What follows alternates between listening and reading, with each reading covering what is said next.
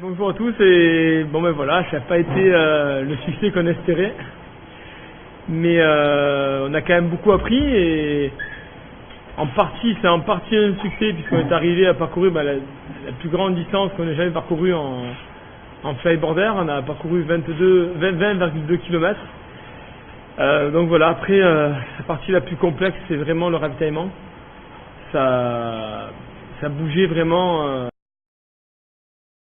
La plateforme se décalait vraiment de droite à gauche et du coup il a fallu que je prenne un petit peu le rythme de ce balancement en fait, de roulis et en fait en approchant la plateforme le bateau a monté une vague et ça a en fait décalé la barre à laquelle je m'accroche vers l'arrière et donc en fait vu que la plateforme est pas très grande en fait donc au moment où j'approchais ça a tapé dans le pied de la machine, qui a d'ailleurs cassé et ça m'a éjecté vers l'avant et donc je pense avoir eu le mauvais réflexe, j'aurais dû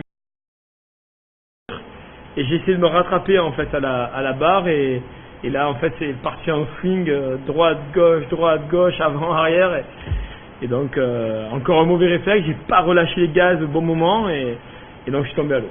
Donc voilà, donc là quand tu touches l'eau tu te dis là c'est dur de repartir, ça anéantit toutes les possibilités de redécollage. Donc coup dur, mais bon, je suis déçu, ça c'est évident. Mais je dirais que je pense pas que Lou Berriot ait réussi à faire voler son avion du premier coup. Je veux dire, l'aviation est faite de gens qui ont eu des échecs et c'est en se relevant qu'on avance. Je veux dire, j'avais répété ça maintes et maintes fois, c'était vraiment un challenge extrêmement complexe pour nous et c'est pas une balade de santé et donc voilà, ben là la preuve en est qu'on n'a pas réussi. Maintenant bien sûr que on rentre demain à l'atelier et on repart pour retraverser. First, how are you? Okay. What happened? You explain a bit what happened.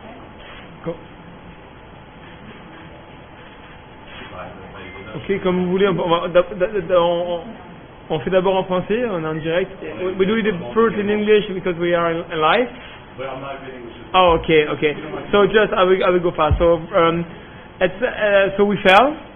We are sad about that, but in the other hand we realized the farthest flight ever in a flyboarder. We did 20.2 kilometers. We were scared along the work behind this DeFi to fail on the distance, and finally that was the easiest. I was like pushing by the DeFi and everything, and I put my body to the limit, and finally I was able to fly faster than I expected. And the biggest challenge finally was the landing. The boat was too small, the platform moving on the roll, and so I was focused on that. And when I approached the platform, it just tipped on the pitch. It hit the feet of the flyboard, and then it was the disaster. But we're back in France. We're back at home. We will rebuild it and do it again. Alors, le flyboarder est détruit. Littéralement, hein, toute l'électronique à refaire, les moteurs sont foutus, tout est foutu, mais on l'a construit, donc bien sûr qu'on peut le reconstruire et très rapidement. C'est pas la première fois, j'espère que ce sera la dernière, mais bon, de toute façon, vu qu'on se met de plus en plus de challenges et de plus en plus haut, ben forcément, ça sera pas la première et la dernière fois qu'on échouera. Ou sinon, il faudra qu'on reste hyper conservateur et vivre sur nos acquis, et c'est pas comme ça qu'on fait progresser l'aviation. Comment? En colère après moi-même, c'était pas vraiment de la colère, c'est un peu de la déception, c'est juste vrai quand tu passais à ça, c'est toujours dur à avaler, mais bon voilà, j'ai passé ma vie entière à faire du sport, tu travailles pour être champion du monde, il n'y en a qu'un. Donc des fois c'est toi et des fois c'est l'autre. Donc il faut arriver à accepter ça et apprendre de apprendre de ses erreurs. C'est ça le challenge. Non, le premier la manche, on lâchera pas tant qu'on n'y arrivera pas. Ben, le plus tôt possible, j'espère. Dans la même configuration. Dans la même configuration, donc on sait maintenant quel est le point bloquant, donc on va prendre un bateau beaucoup plus grand. Et donc voilà, donc aujourd'hui, c'est vrai que ça a été compliqué, parce que, ben, disons que les plans, on a changé nos plans de multiples fois, donc à la fin, finalement, en ayant vraiment apporté les bons éléments de sécurité, et en ayant travaillé, on va dire, de façon étroite avec le Cross Greené et la préfecture maritime, on est arrivé finalement à avoir un avis favorable. Et en fait, je les remercie de tout le dispositif qu'ils ont mis en place. Enfin, il y a un dispositif de sécurité qui était extraordinaire, c'est ce qui permet que voilà, j'échoue, je chute dans l'eau, et finalement, je m'en sors avec une toute petite égratignure au coude. Voilà, déjà, je remercie vraiment le Cross Greené et la préfecture maritime d'avoir vraiment mis tout ce dispositif de sécurité en place. Maintenant, c'est vrai que nous, de notre côté, on a du mal à comprendre en réalité on va dire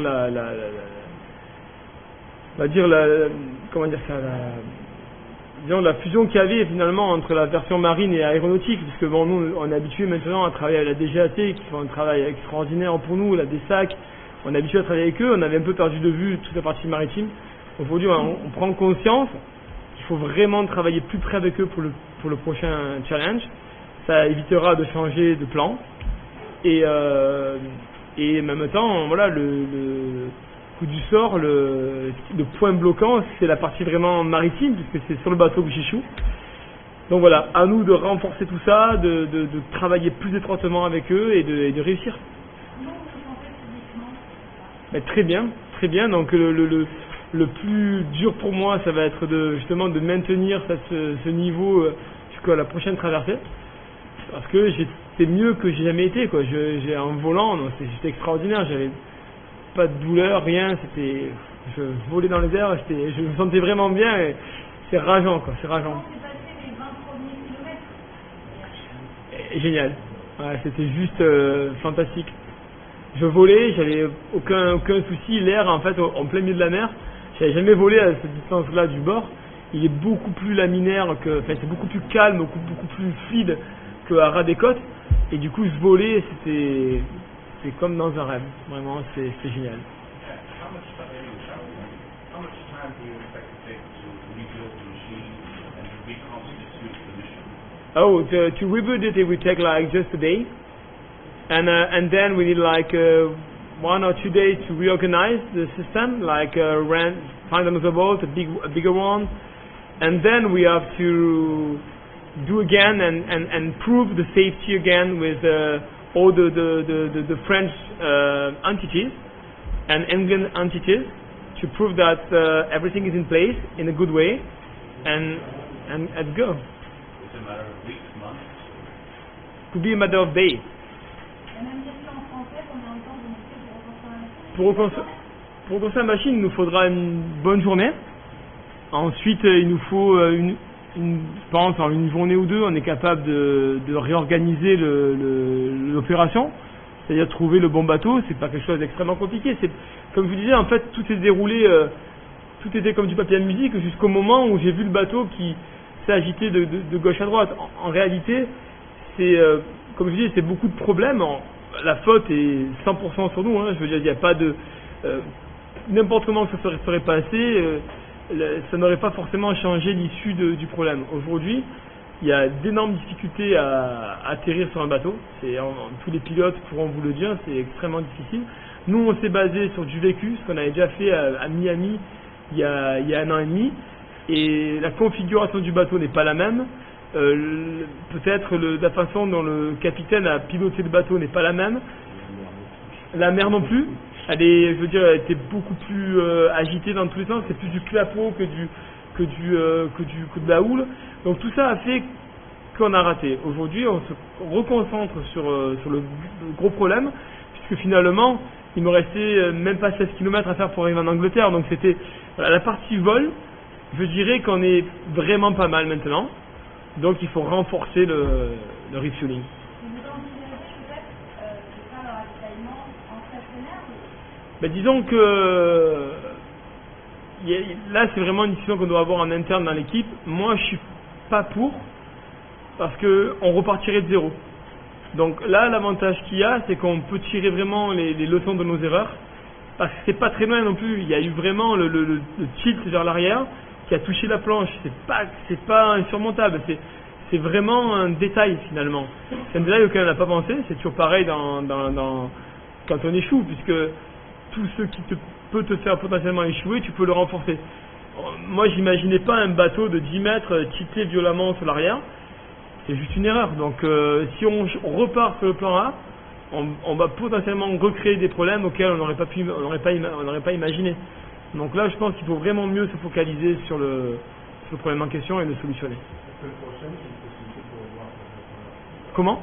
c'est possible de vous voir, c'est pour tenter à travers la semaine prochaine. C'est fort possible, c'est ce que je souhaite, c'est ce que je souhaite vraiment.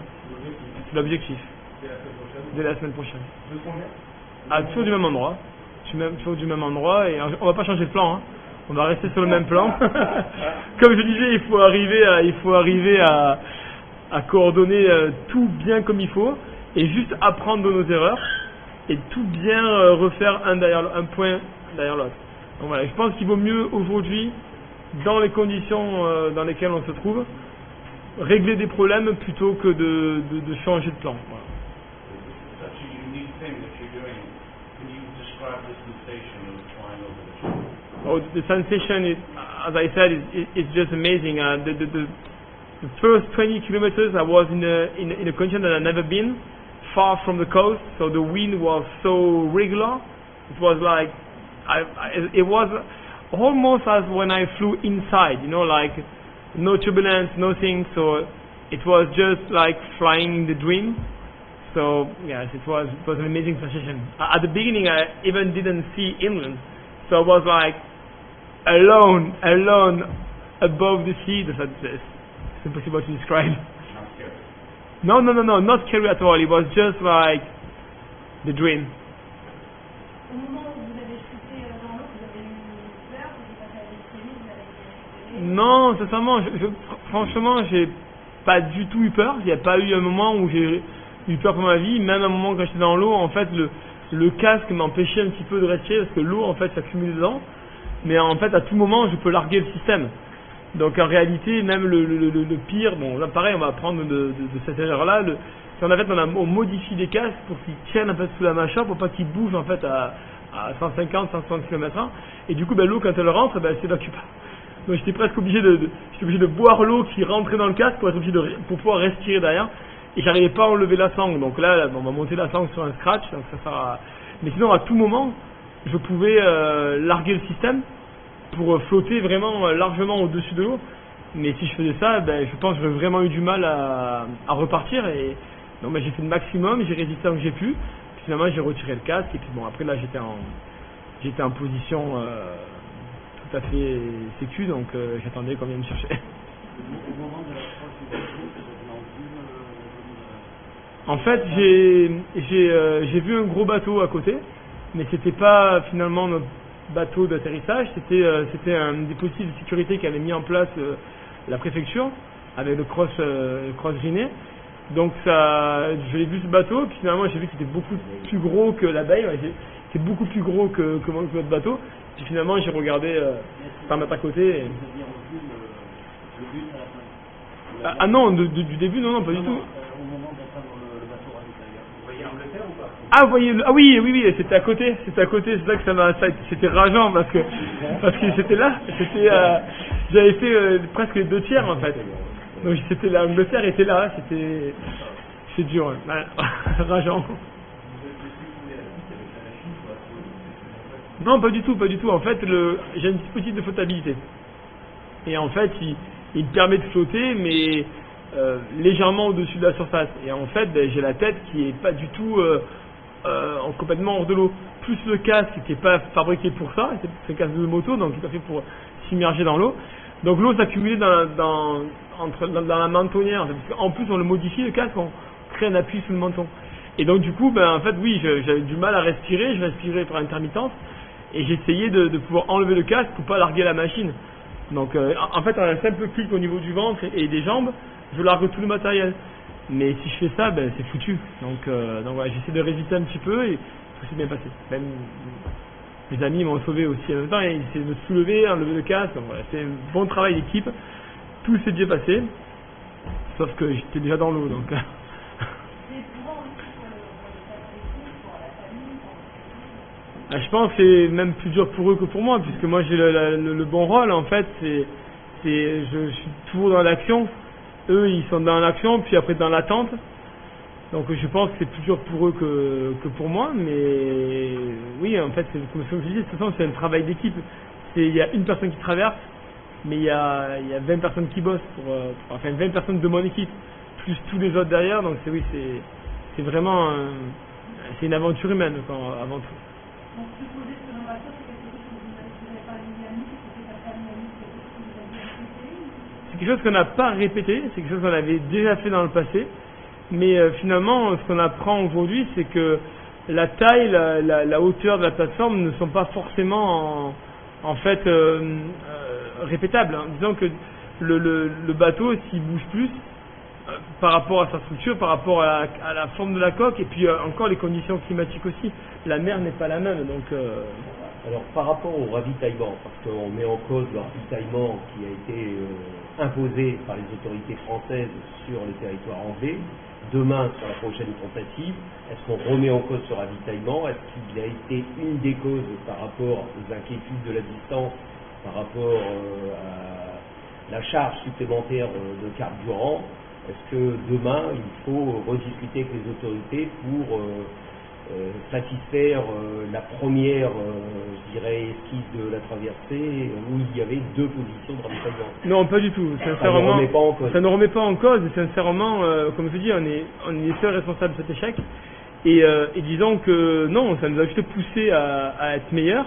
Et finalement, c'est la seule chose qui s'est bien déroulée. La distance, on l'a fait sans aucun problème. Et d'ailleurs, on a pesé le sac qui est sorti de l'eau.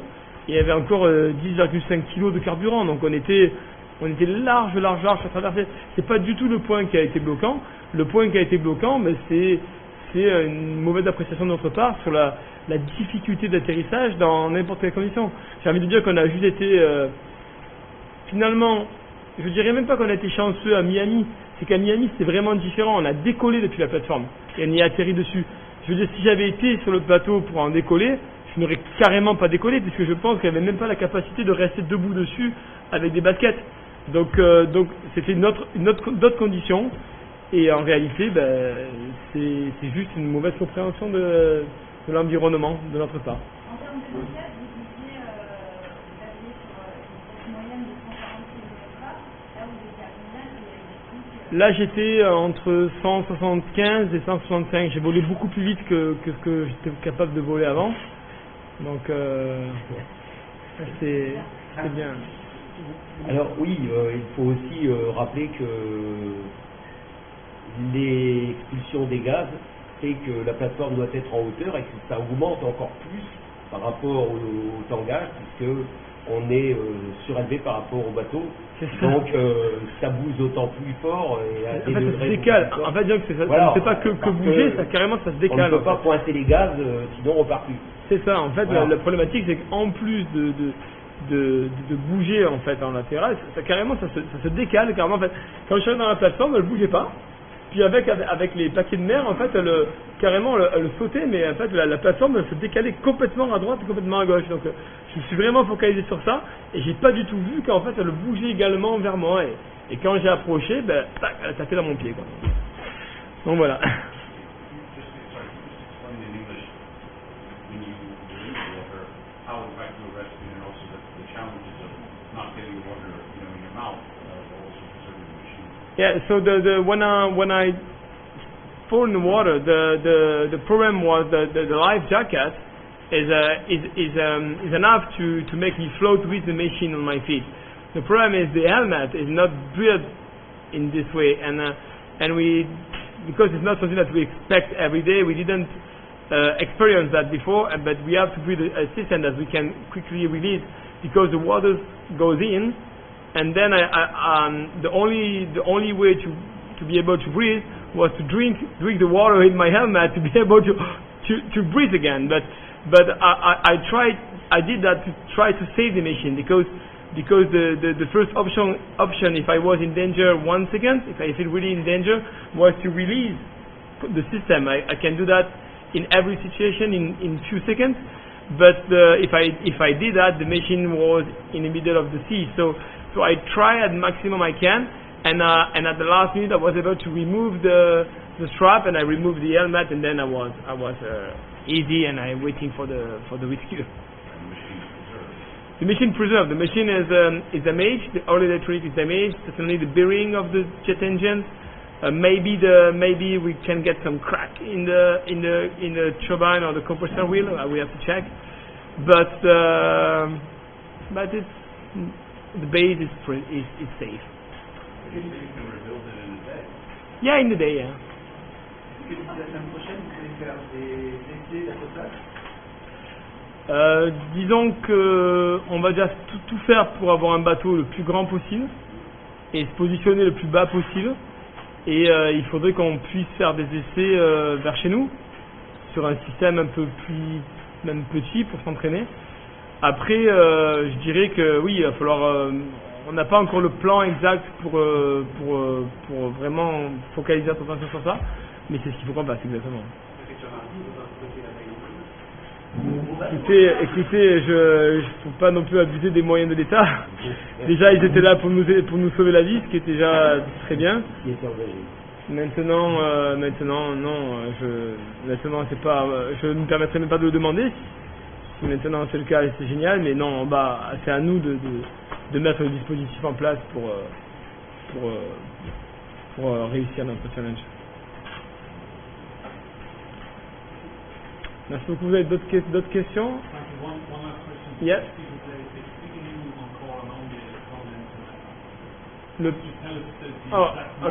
Okay.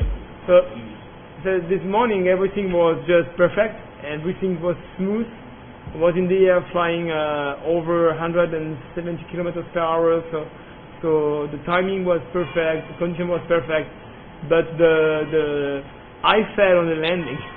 So the boat was too small, the water was too much waves and everything, and when I approached the platform to land, the platform was moving too much on left and right. The problem is, because it's a little bit hard on the boat, it's not only moving like this, it's moving completely on side.